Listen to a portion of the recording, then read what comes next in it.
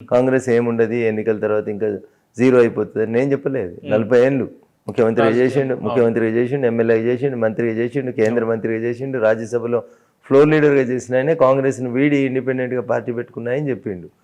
కాంగ్రెస్కి ఏ రాష్ట్రం లోపల కూడా ఏముంది చెప్పండి? కాంగ్రెస్ దాన్ని సొంతంగా గెలవలేననే ఇండియా అనే ఒక కూటమిని పెట్టుకుంది. ఆ కూటమిలోంచి రోజుకొకరు బయటికి వెళ్ళిపోతున్నారు.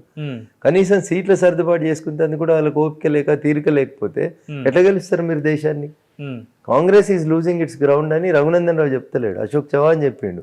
మహారాష్ట్రలో 22 మంది ఎమ్మెల్యేలు తీసుకొని బీజేపీలోకి పోయిన మహారాష్ట్ర మాజీ ముఖ్యమంత్రి అశోక్ చవాన్ చెప్పిండు.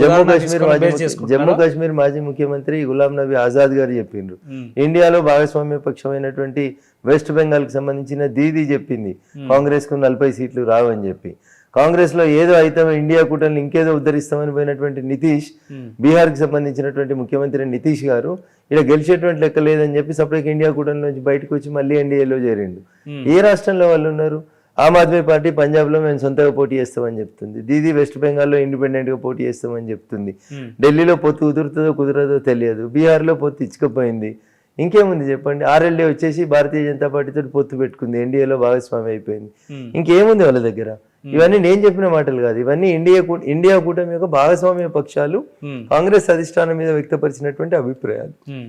అంతా బాగానే ఉంది. కానీ బీజేపీ తీసుకున్న పథకాలు కావచ్చు, విధి విధానాలు కావచ్చు, బీజేపీ లక్ష్యాలన్నీ కూడా వేరే రాష్ట్రాల్లో వెళ్ళినంతగా తెలంగాణ రాష్ట్రంలో ప్రజల్లోకి చొచ్చుకుపోవడానికి కారణాలు ఏముంటాయన్న? ఇక్కడ బాగా కమ్యూనిజం సంబంధించినటువంటి సూడో ఇంటెలెక్చువల్స్ కొన్ని టీవీ ఛానళ్ళు, కొన్ని పేపర్లను పెట్టుకొని రోజు పొద్దుగాల చేస్తే ఒక అబద్ధాన్ని అదే పనిగా రిపీటెడ్గా ప్రచారం చేసేటువంటి ఒక కార్యక్రమం పెట్టుకున్నారు. నిజం నిద్ర లేచేసరికి అబద్ధం ప్రపంచాన్ని చుట్టొచ్చిందని వీళ్ళు పొద్దున్న లేస్తే ఒకటే పని, ఏ టీవీ పెట్టి పొద్దుగా లేవగానే వాడు గతంలో ఏదో వామపక్ష ఉద్యమాలలో పనిచేసి, నక్సల్స్ ఉద్యమాలలో పనిచేసి, ఈడ పనిచేసి, ఆడ పనిచేసి ఇంటికి వచ్చి ఏడ బతకలేక పొద్దుగా లేవగానే టీవీ ఛానళ్ళ పేరు మీద మా మీద పడి ఏడ్చే కార్యక్రమం తప్ప ఇంకొకటి ఏం లేదు. అందుకని కొంత వామపక్ష భావజాలాన్ని ఎక్కువగా ప్రజల మనసుల్ని ఖరాబ్ చేసేందుకు వాడుకుంటున్నారు. కాబట్టి ప్రపంచమంతా కమ్యూనిజం అంతర్ధానం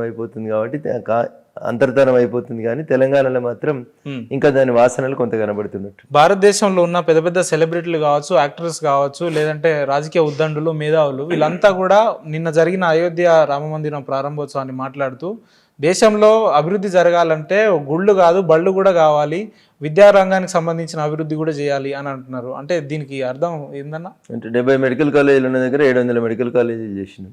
17 ఎయిమ్స్ ఉంటే వాటిని 74 ఎయిమ్స్ చేసినాం. ఇవి కావైంది వాళ్ళకి అందులోనే చూడలేకపోతే నేనేం చేస్తాను చెప్పు? ఏ స్కూల్ డెవలప్ కాలేదు అడుగు. ప్రతి రాష్ట్రానికి ఒక ఎయిమ్స్ ఇచ్చారు నరేంద్ర మోడీ గారు ప్రధానమంత్రి వచ్చినాక. ప్రతి రాష్ట్రానికి ఒక ఐఐటి ఇచ్చిండ్రు.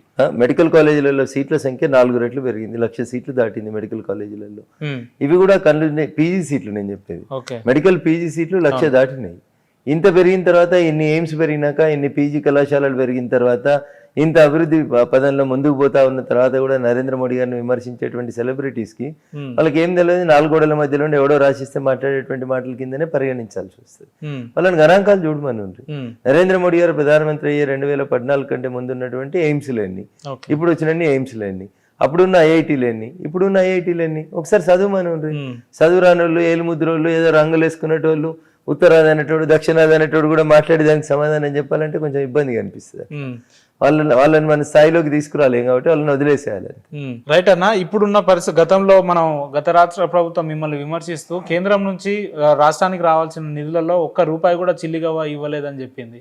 ఎందుకు మీరు చెప్తున్నట్టు దేశంలో అన్ని రాష్ట్రాలకు సమన్వయం చేస్తున్న బీజేపీ ఎందుకు తెలంగాణ పట్ల తన నిష్పక్షపాతమైన వైఖరిని చూపిస్తుంది? తెలంగాణ పట్ల కూడా Bharatiya Janata party soft corner ఉంది కాబట్టి, మేము వాళ్ళలాగా తక్కువగా ఆలోచించలేదు కాబట్టి, మా బుద్ధి చిల్లర బుద్ధి కాదు కాబట్టి గజ్వేల్కు రైలు వచ్చింది. 30 మెడికల్ కాలేజ్కి ₹1 ఇవ్వలేదని చెప్తున్నారు కదా. ఇవ్వరు దానికి. మీకు నేను అదే చెప్తా ఉన్నా, అవగాహన లేనివాడు మాట్లాడితే నేనేం చెప్పలేను. ఆ మాట్లాడిన మంత్రి అనేటువంటి అవగాహన లేదు. అట్లా ఎందుకు లేదు అని చెప్తా ఉన్నా అంటే, నరేంద్ర మోడీ గారు ఏం చెప్పినారంటే, దేశంలో వెనుకబడిన ప్రాంతాల్లో ఒక మెడికల్ కాలేజ్ పెడితే దాంతోపాటు ఒక 100 పడకల ఆసుపత్రి లేదా 200 పడకల ఆసుపత్రి వస్తుంది.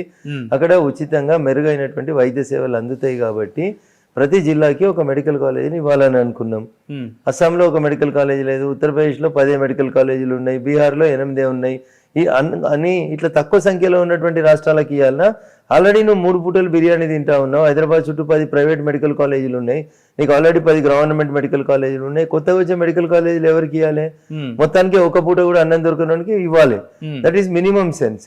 అందుకని ఏ రాష్ట్రాలలోనైతే మెడికల్ కాలేజీలు లేవో జనాభా ప్రాతిపదికన కంపేర్ చేసి చూసినప్పుడు ఆయా రాష్ట్రాలకి మేము మొదటి ప్రయారిటీకి ఇచ్చుకుంటూ వచ్చినాం. అంతేగాని ఏదో తెలంగాణకి మెడికల్ కాలేజ్ ఇవ్వదు, తెలంగాణలో మెడికల్ కాలేజీ లేదా? ఒక మెడికల్ కాలేజ్ కూడా లేవా?